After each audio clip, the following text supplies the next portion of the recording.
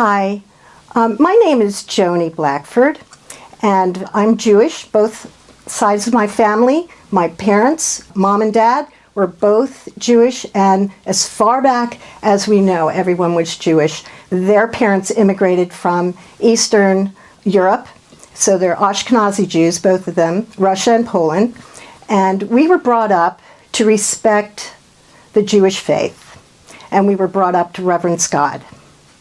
And they were really nominal Jews. We celebrated some high holy days, and we went to temple once in a while on those high holy days. But my parents did not really, they didn't know the Bible. They knew some Jewish history and, of course, tradition.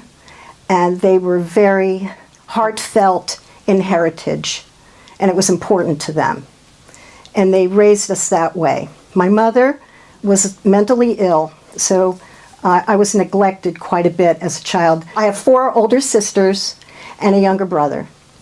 And my older sister, who's 12 years older than me, she basically bonded with me and basically was more like my mother.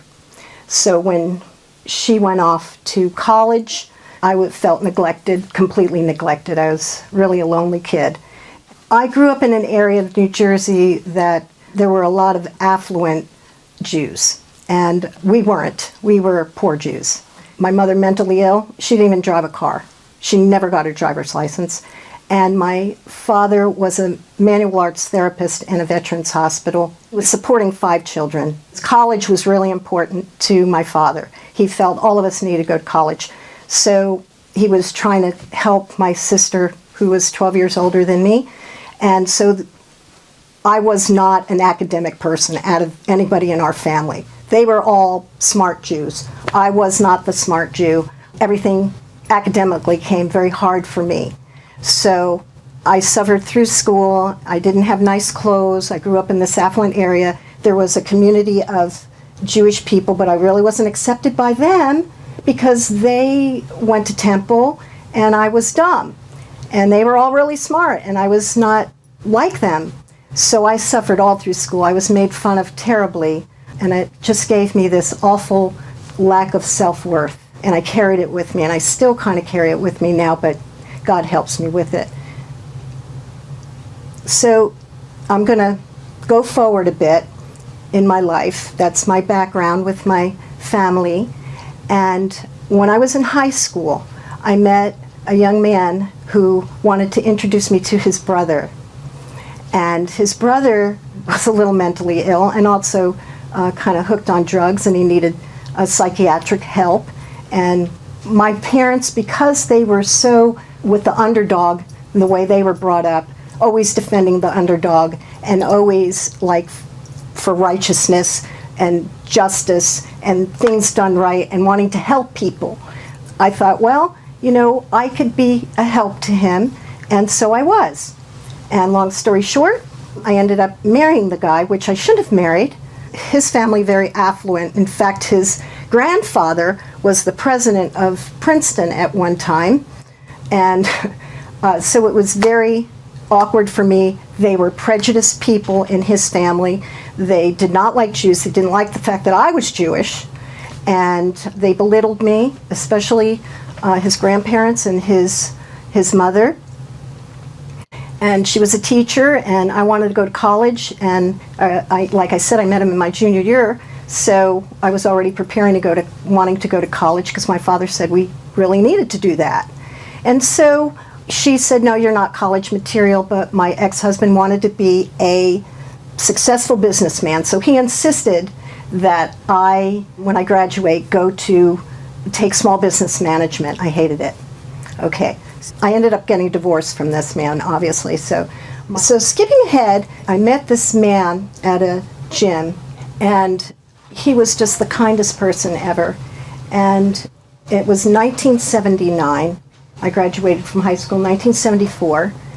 And in 1979, I met this wonderful man, just so kind, and just built me up and made me feel beautiful, because my whole life I felt ugly. just from this lack of self-worth. And I said, I would like to go to college because I always wanted to go to college.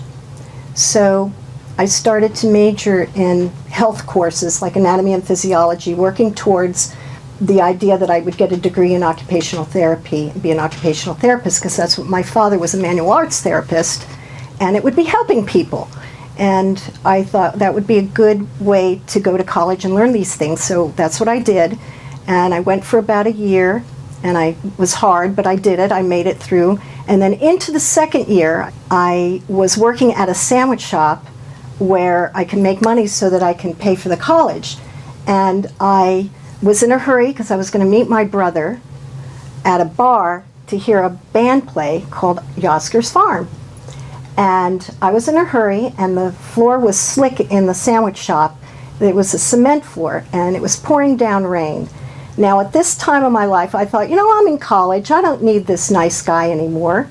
I'm just going to forget about him and move back in with my parents. I was actually living with him. And I'm just going to forget about him and move back with my parents and, find myself. Because now I had a little bit more confidence. I had the college, and I was feeling good about myself and all these things. And I'm going to do this. Well, God had another plan. So I came in from outside dumping the garbage, and I slipped on the slick floor. My feet came up like this, my hands went down like this, and all my weight went on my right hand, and I broke very badly my right hand. It wasn't a compound fracture, but it was like the worst fracture you can get. It's called Achilles fracture, and my hand was set in a cast from here, and it was set actually like that, and all the way up my arm into my shoulder, and there went my college. No more college. And the pain, I can't even describe to you the pain, how bad it was. Now, I don't know if God intensified the pain. I don't know, but I couldn't even live with the pain. I couldn't sleep. I couldn't do anything. It was so intense, and even the painkillers didn't even take off the edge of it. So here I am with this cast. Well, in the meantime, my friend Paula, my best friend, was having marital problems. And she had some animals, and she was an animal lover, and she already had 3 kids by now. And she was having these marital problems, so she called an exterminator to come to her house. And his name was Milt Rinker. And she was distraught, and she was on her face. She's having these problems. He said, I noticed that you seem very distraught. And so he witnessed to her about Jesus Christ. And she said, well, I'm a Catholic, a devout Catholic, and I've not heard this before. And I did go to the priest for counsel, but the priest said, we're Catholics, we don't get divorced, and that was as far as the counseling went. So Milt said to her, Paula, I know these women that have a Bible study at their house. It's been going strong for like 30 years, and they just keep meeting every week. And new people come, people die, people come, people go. Why don't you go to this lady's Bible study? I think that you might have some help there. So Paula went. Paula got saved at the ladies' Bible study. And she's a Catholic. So I was like, what do you mean? What are you talking about? When she came to me about this. And she says, you've got to come with me, Joni. Please come with me. You have to learn about this. I said, I'm a Jew. Jews don't go that way. That, we're not Jesus believers.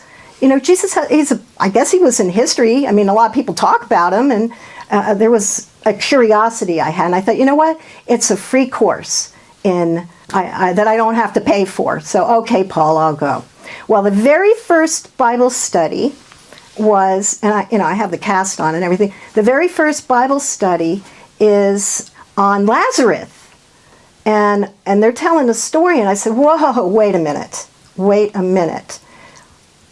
The guy was dead for 3 days, and Jesus just commanded him to come alive? Yeah.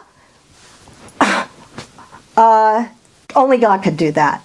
Only God could do that. Well, Joni, that's right. Now, the ladies in this Bible study were unique. They were Catholic background, from Catholic churches, Protestant, Methodist, different nationalities, different ages. They were the most extraordinary women I've ever met. And all of them had this joy in their life. Even this one lady named Dixie, she was older, and she was saying that she needed to have her son potty trained. And I said, well, because we would do prayer time, and she's praying that, and we're all praying for her. And I thought, what a kind of a weird prayer. I mean, who prays for that? It's nothing really big. It's just potty training. And I come to find out that her son is 23 years old, and he's nonverbal and extremely retarded. This woman had a joy that I've never seen before. Never complained about anything. She just reeked of love, kindness, joy, benevolence. Just an amazing woman, and I was just blown away. And for a year I went to this Bible study. Okay, so actually the cast and all of that, with the pain that I had, I could not get rid of that pain. And did I say that Dayton took me back home because my parents couldn't take care of me with the pain from that? Okay, so Dayton, I went to live with my parents, but then after I broke my arm, I said, Dayton, can you help me and take me back home? I can't. And my parents are not equipped to help me with this. And so he did. He welcomed me back home. He was happy and glad, and we were together again. And trying to get rid of that pain, I had put on a radio station out in New York City called WNEW. And they played rock and roll and stuff, and I always had it on. And so I went to put it on in our house in the stereo, and I'm going through and it's always in the same place on it because I always listen to it, and it wouldn't come in on the radio. And I'm thinking, what is the weird thing with this? And I'm going all the way down the dial, turning all the way to the left, and I hear this preacher, because I broke my arm on April 15th, and I hear this preacher talking about the resurrection, talking about Jesus and how he died on the cross, describing the pain and agony that he went. I thought, I don't want to listen to this. Went the other way. And there's the preacher again on the other end of the radio and on the tuning. I'm like, what is going on here? I went everywhere on that radio looking for music, and all I had was this preacher guy. Now, that's a miracle. Sorry, guys. That is a miracle that God did for me. And I said, okay, I'm in this Bible study. God obviously wants me to hear this. I had been in this Bible study for a whole year prior to breaking my arm, okay?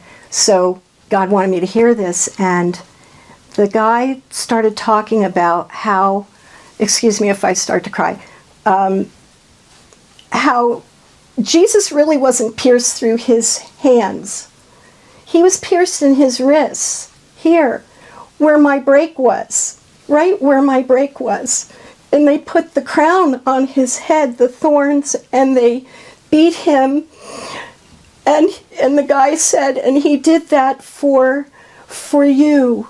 He did that for you. Now that's how it came across. I don't know if the guy really said that verbally, but that's how I heard it. He did that for you. And here I am with this pain in my arm that was so intense. And I thought, my goodness, he did that for me. He did that for me. And it was in my mind, and I'll never forget it in all my life. It's just huge for me. But anyway, that's what Jesus did for me. He died for me, for my sin, on the cross. It didn't matter that I was Jewish. It didn't matter that Paula was Catholic. It didn't matter that all these women at the ladies' Bible study from all different backgrounds and all different churches and all different denominations. They knew it was Jesus who died for them. They knew. And now I knew. But it still didn't want to come out of my mouth to anyone. I just kind of kept it quiet. I kept it quiet. And so Dayton and I stayed together, and I got pregnant with my oldest son. We still weren't married, and my friends at the Bible said, Joni, you really can't live like this. You're going to have to do something about your life here. Do you know that you're a sinner? And I said, yes. And I don't know where it came from. It just sort of came out of my mouth when they asked me, do you know that Jesus bled for you? And it just came out of my mouth, yes. Joni, do you believe that Jesus is Messiah? Yes. It just came out of my mouth. I wasn't even trying to say it. It just came out. And that's my story of how Jesus saved me from my sin and how he died for me and how he demonstrated his love for me on the cross. And it was all ordained by God. Because of that, he had to break my arm before I came to Jesus as my Savior.